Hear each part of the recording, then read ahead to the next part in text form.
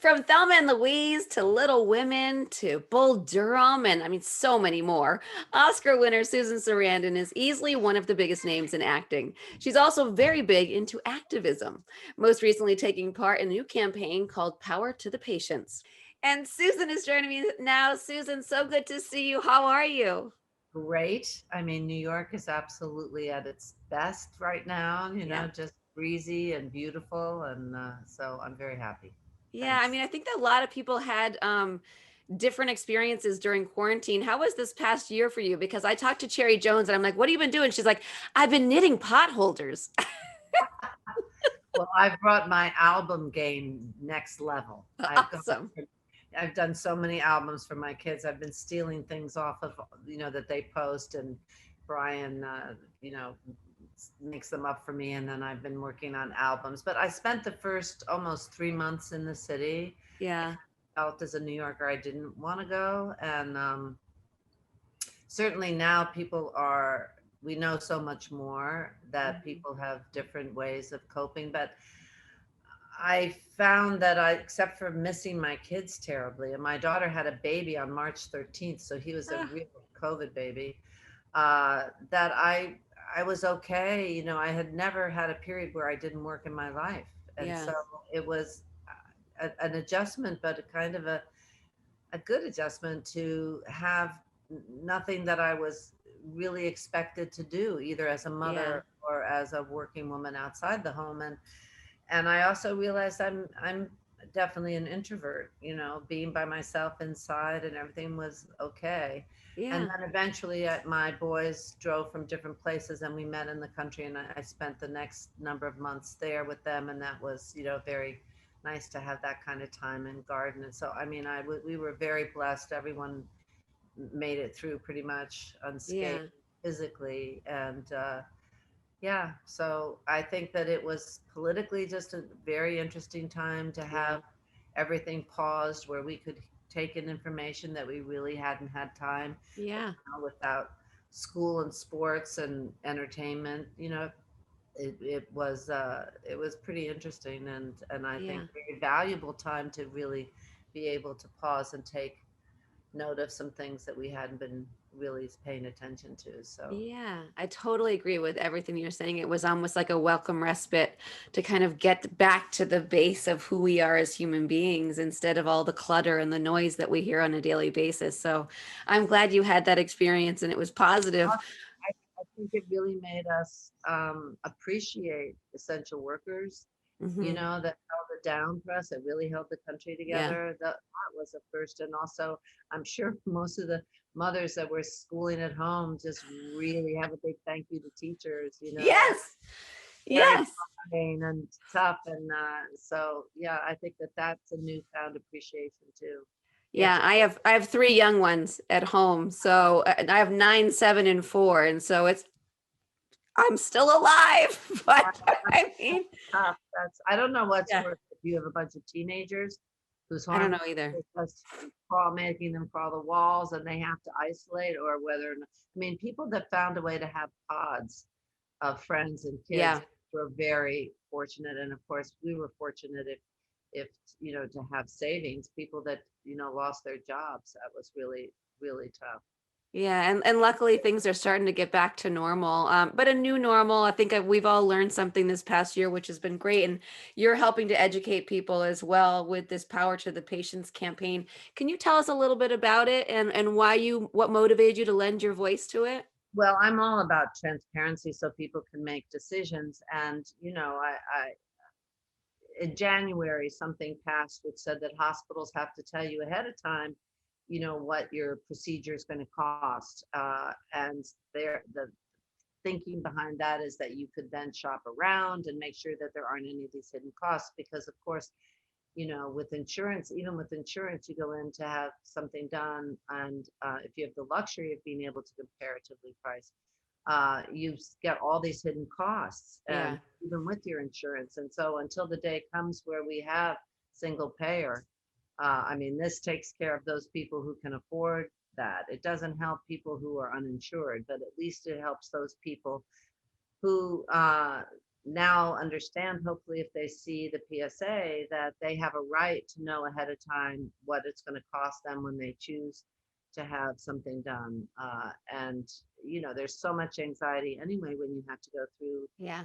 kind of an operation or treatment, but to then be hit afterwards with these huge prices, and bankruptcy in the United States is at a all-time high because of the failure of insurance Yeah. and these unforeseen prices and ongoing prices, because unfortunately as a nation we do not negotiate with pharmaceuticals about, we pay the most for drugs, Yeah. just, and this doesn't help with that, but on top of that, to have to go into a hospital and then be surprised at the end of the day with Right. unforeseen crazy, $10 aspirin bottles or whatever. It's really important to be able, I think, to understand that you can be empowered to a certain extent.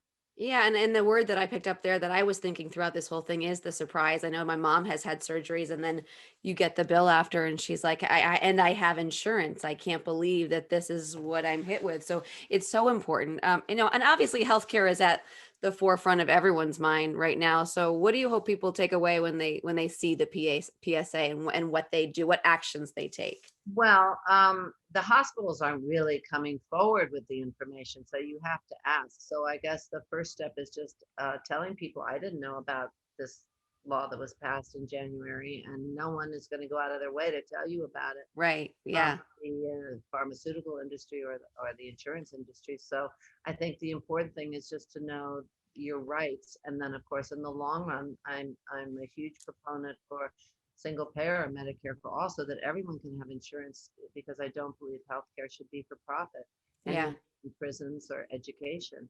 And I think that that's ultimately, like every other free nation, where we should be heading. Yeah, I agree with you on that. I do want to talk to you about the act on the acting front. You popped up on Search Party this past year, and fans loved you Oh, as so Lila. it How was did that whole project come about?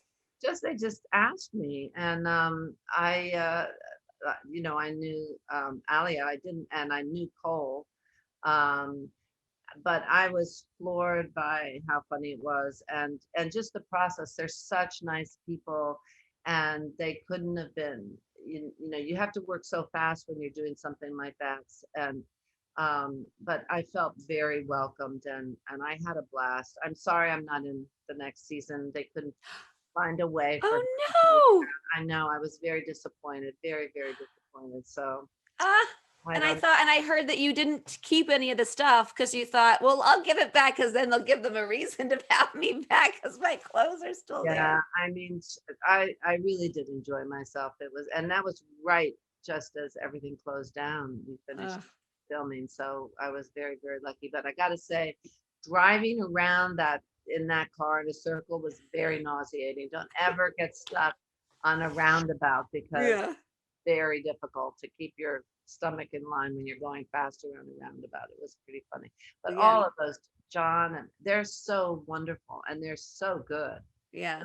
really good, and so it's fun to work with people who are funny, but and prepared and sweet, and they clearly work very well with each other. So it Yeah. was a love bubble. I was very lucky. I love it. A love bubble.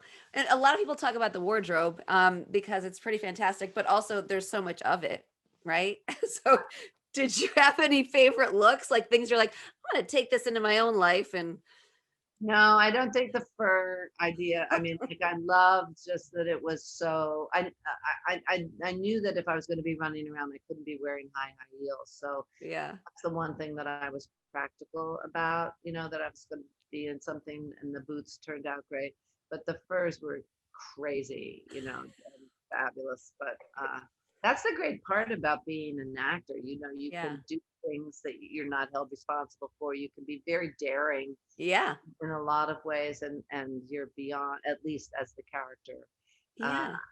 and it, yeah, it was really fun, the And it wardrobe and allows the you to not wigs second were great. guess some of those things. Like you wouldn't do them in your real life because you're like, how is this going to come across?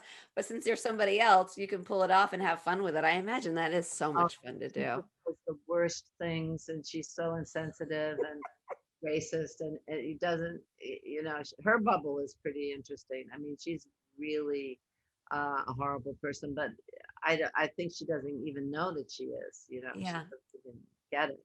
Which So, she's got to come back. Hopefully there's a season 6 and then you can oh, come back. that would be nice. They have to figure out something to do with her. Yeah. Yeah. Well, and looking ahead too, you're starring in Ride the Eagle with Jake Johnson, who I love from New Girl, and J.K. Simmons, of course, who I love from a million things. Uh, tell me about your character Oh, in I the just film. have a little tiny bitty part. I'm kind of just I exist on I've made a video before I pass that I've left for Jake and kind of put him on a spiritual scavenger hunt in order Yeah. for him to inherit this cabin that exists in the woods.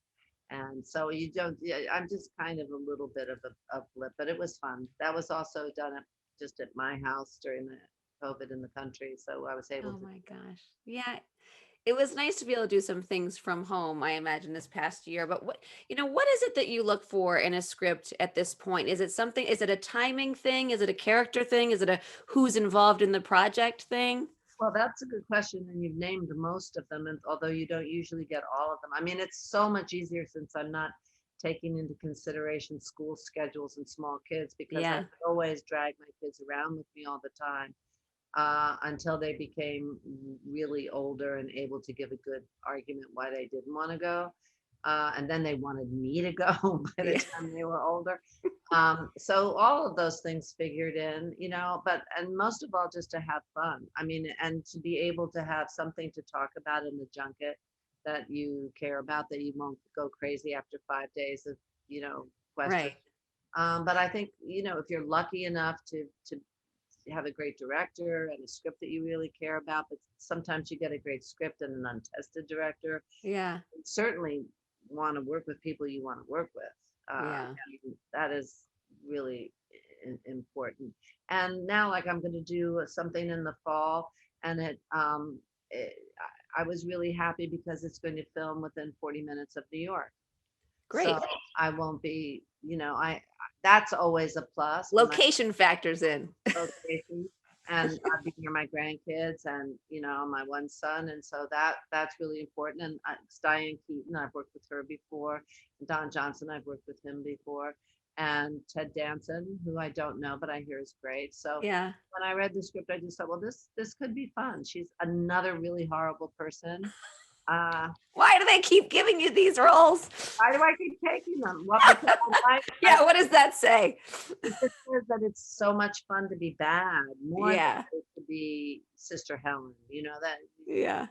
that's a whole other kind of challenge. But when you get people that are saying things that you wish you could say because they're insensitive and horrible sometimes, um, so that I'm looking forward to that, and that'll be either the end of Yeah. August or beginning or the fall. So that means I can stick around home again for the fall. Yeah. I'm really excited. Oh, I can't. That sounds like a lot of fun too. I can't wait. I hope I get to talk to you about that one when it's out. But just just finally, I have to say this probably I would assume is one of your favorite movies, or fun to shoot, and that's Thelma and Louise. And it's a 30-year anniversary, which I can't even believe. I'm sure you can't believe. I can't. And I just have a child that was a baby at the time. So that's how I know it really was Oh 30 years. And we're going to have a little celebration. Am I allowed to say that in LA?